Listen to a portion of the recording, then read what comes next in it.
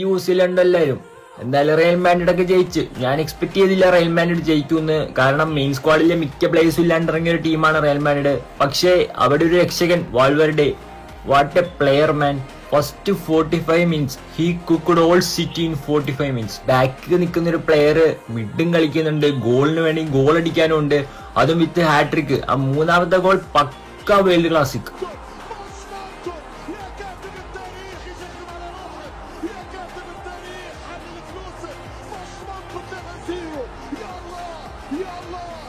ഒന്നും പറയാനില്ല.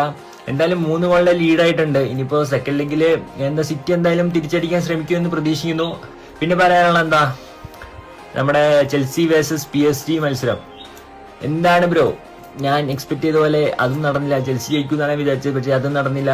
But PSG 5-2 ഏകദേശം തകർത്ത് വിട്ടേക്കാണ്. ഇനിയിപ്പോ ചെൽസിക്ക് കംബാക്ക് അടിക്കാൻ പറ്റുമെന്ന് അറിയത്തില്ല. ചെൽസിയാണ് അവരുടെ ഹോമിലാണ് ഇനി നെക്സ്റ്റ് മത്സരം.